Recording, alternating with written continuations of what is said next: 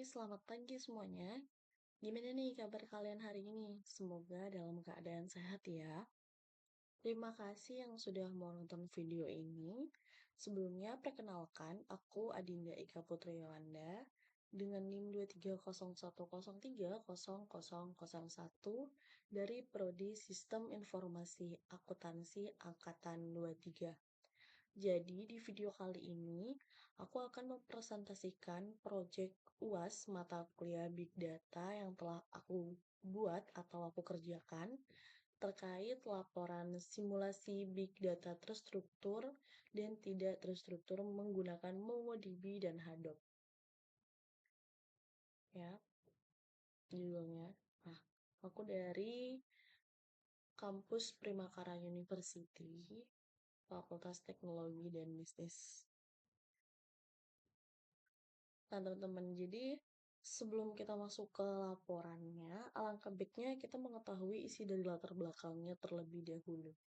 Jadi di latar belakang ini aku menjelaskan bahwa di dalam era digital yang semakin berkembang pesat ini, kemampuan untuk mengelola dan memanfaatkan data besar atau big data telah menjadi kunci utama kesuksesan sebuah organisasi, di mana data kini tidak hanya berfungsi sebagai informasi yang mengisi ruang penyimpanan, tetapi juga sebagai aset yang berharga jika dikelola dengan benar, dapat mengubah arah perusahaan dan memberikan keunggulan kompetitif juga nih teman-teman buat perusahaan.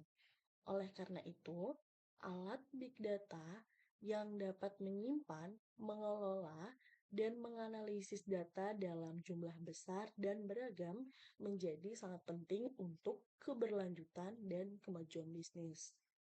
Tapi sebelum itu, apa sih big data ya teman-teman? Jadi big data itu merupakan sebuah kumpulan data yang sangat besar dan kompleks sehingga sulit untuk dikelola dan diproses menggunakan metode dan alat tradisional.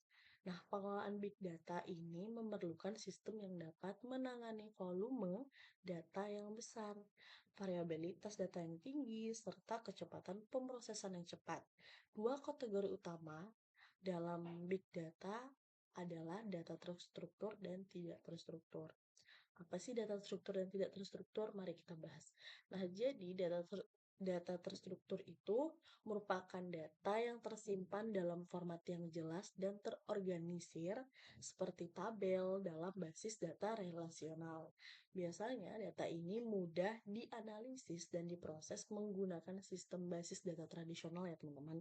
Nah, yang kedua ada data tidak terstruktur, di mana data yang tidak memiliki struktur yang jelas itu contohnya seperti teks, gambar, video, atau audio. Data jenis ini memerlukan sistem yang lebih fleksibel dan kuat untuk pemrosesan dan analisisnya. Sebelum itu kita harus tahu juga nih teman-teman, apa itu Big Data Tools? Karena ada kaitannya nanti ya teman-teman. Jadi, Big Data Tools itu adalah berbagai perangkat lunak dan sistem yang dirancang untuk menangani volume, kecepatan, dan variasi data yang besar dan beragam. Big data melibatkan data yang berasal dari berbagai sumber, baik itu dari transaksi bisnis, data pelanggan, data sensor, media sosial, atau bahkan data dalam format yang tidak terstruktur seperti gambar, audio, dan video. Nah, alat big data ini bertujuan untuk menyaring, mengorganisir, menyimpan, serta menganalisis data tersebut sehingga perusahaan mendapatkan wawasan yang berguna. Nah, jadi secara umum itu ya teman-teman, ada 3 tantangan utama dalam mengelola big data. Jadi yang pertama ada volume, di mana volume ini mengelola dan menyimpan data dalam jumlah yang sangat besar. Yang kedua itu ada kecepatan. Nah, kecepatan ini mempunyai kemampuan untuk menangani data yang terus berkembang dan diproduksi dengan sangat cepat. Dan yang terakhir ketiga ada variasi. Nah, variasi ini ada berbagai jenis dan format data yang harus diproses seperti teks, gambar, video, sensor, dan lain sebagainya. Nah, alat big data dirancang untuk mengatasi ketiga tantangan ini dengan kemungkinan organisasi untuk menyimpan data dalam jumlah besar secara efisien, memproses data dengan cepat, dan menganalisis berbagai jenis data untuk mendapatkan wawasan yang dapat digunakan untuk pengendalian keputusan strategis. Kenapa ya perusahaan itu harus menggunakan data tools? Nah, karena penggunaan alat big data itu telah menjadi penting bagi banyak organisasi di berbagai sektor, mulai dari bisnis dan pemerintah hingga sektor kesehatan dan perawatan sosial. Nah, berikut ini adalah beberapa alasan utama mengapa alat big data sangat penting dalam mendukung keberlanjutan dan kemajuan bisnis. Nah, jadi yang pertama itu dapat memahami pelanggan dengan lebih baik. Nah, salah satunya manfaat terbesar dari big data itu ya adalah kemampuan untuk memberikan wawasan yang mendalam mengenai perilaku dan preferensi pelanggan. Dengan menganalisis data yang terkumpul, bisnis dapat mengetahui lebih banyak tantangan pelanggan mereka, seperti kebiasaan belanja, kebutuhan, serta kekhawatiran yang mereka miliki. Nah, informasi ini mungkin bisa bisnis memungkinkan informasi ini tuh memungkinkan bisnis untuk menawarkan produk atau layanan yang lebih sesuai dan meningkatkan pengalaman pelanggannya.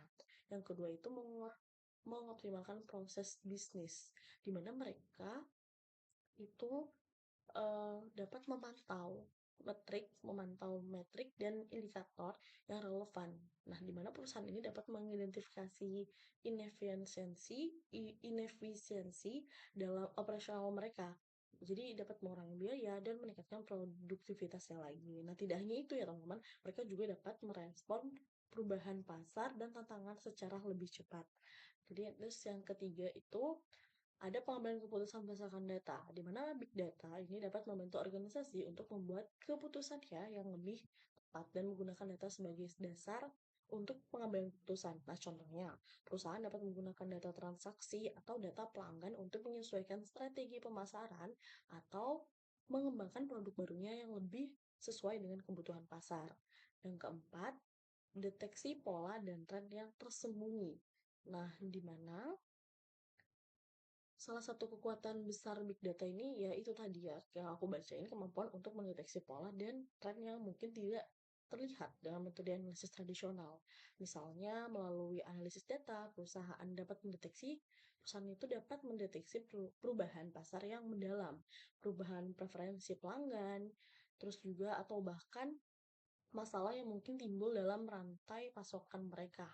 Nah, yang kelima terakhirnya ya, keamanan dan keandalan yang lebih baik gitu. Dengan kemampuan ini, jadi sistem big data dapat memungkinkan organisasi untuk mendeteksi anomali yang mungkin menunjukkan ancaman keamanan ya, seperti serangan cyber atau pelanggan data lebih cepat daripada sistem tradisional intinya ya teman-teman.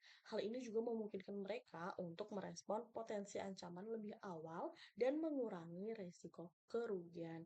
Nah, ini tadi 5 alasan ya mengapa perusahaan itu harus menggunakan data tools, big data tools gitu. Nah, selanjutnya ada pun alat big data yang direkomendasikan untuk menyimpan dan mengelola data perusahaan. Nah, kenapa sih? Nah, karena ada berbagai alat big data nih teman-teman yang dapat digunakan untuk menyimpan dan mengelola data penting perusahaan. Nah, alat-alat ini menyediakan infrastruktur dan teknologi yang dapat menangani volume besar data dan meresponnya dengan cepat. Nih, teman-teman berikut ada beberapa alat-alat big data yang paling populer dan berguna ya. Nah, jadi pertama ada Hadoop, di mana Hadoop ini merupakan platform sumber terbuka yang paling banyak digunakan untuk menyimpan dan memproses big data dalam skala besar. Nah, Hadoop ini terdiri dari berbagai komponen ya teman-teman, termasuk HDFS atau Hadoop Distributed File System untuk menyimpan data yang terdistribusi dan MapReduce untuk pemrosesan datanya. Seperti itu ya teman-teman. Nah, selanjutnya itu ada Apex Spark, di mana ini merupakan sistem big data yang lebih cepat dan lebih fleksibel dibandingkan Hadoop tadi ya teman-teman, terutama dalam analisis data secara real time Spark ini juga memungkinkan pemrosesan data secara paralel untuk menggunakan Resilient Distributed Database atau RDDS yang memungkinkan atau memudahkan pemrosesan data besar dengan cepat dan efisien. Nah, salah satu fitur menarik dari Apache Spark ini mempunyai kemampuan ya teman-teman untuk mendukung berbagai bahasa pemrograman termasuk Python, Scala, dan Java.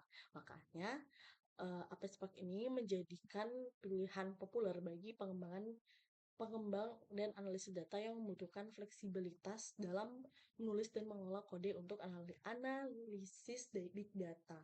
Dan yang ketiga itu ada MongoDB, di mana MongoDB ini merupakan sistem manajemen basis data NoSQL yang digunakan untuk menyimpan dan mengelola data semi terstruktur dan tidak struktur.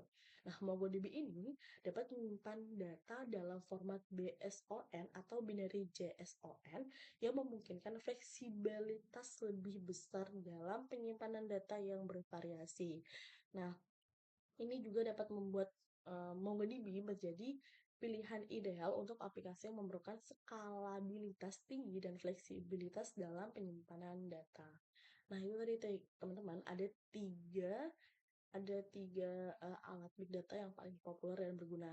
Tapi di sini aku akan lebih memberitahu ya teman-teman, apa ya, lebih menjelaskan ya tentang Hadoop dan MongoDB ya teman-teman. Nanti di sini ada cara cara menginstalasi MongoDB dan Hadoop. Nah, untuk itu dari latar belakangnya tadi, aku menyimpulkan bahwa pemanfaatan alat big data untuk menyimpan, mengolah, dan menganalisis data besar ini menjadi semakin penting bagi perusahaan yang ingin tetap kompetitif di era digital saat ini ya. Dari Hadoop dan Apache Spark yang mungkin pemrosesannya paralel dan batch, hingga alat visualisasi seperti Tableau yang membantu mengkomunikasikan wawasan dengan lebih jelas. Perusahaan ini memiliki beragam pilihan alat untuk meningkatkan kinerja dan efisiensi operasional mereka. Nah, maka penting untuk melihat big data yang sesuai dengan kebutuhan dan tujuan bisnis spesifik. Karena setiap alat memiliki kelebihan dan fungsinya masing-masing. Namun yang paling penting adalah membangun infrastruktur yang kuat dan skalabel, serta memastikan bahwa tim perusahaan memiliki keterampilan yang tepat untuk memanfaatkan alat-alat ini secara maksimal. Dengan menggunakan alat big data yang tepat, perusahaan dapat memperoleh wawasan yang lebih fleksibel, memungkinkan keputusan berbasis data yang lebih akurat, dan akhirnya meningkatkan efisiensi serta daya saing mereka dalam menghadapi tantangan bisnis yang semakin kompleks. Nah, di sini aku cantumin ya teman-teman. Di sini aku cantumin web yang mendukung latar belakang gue ini.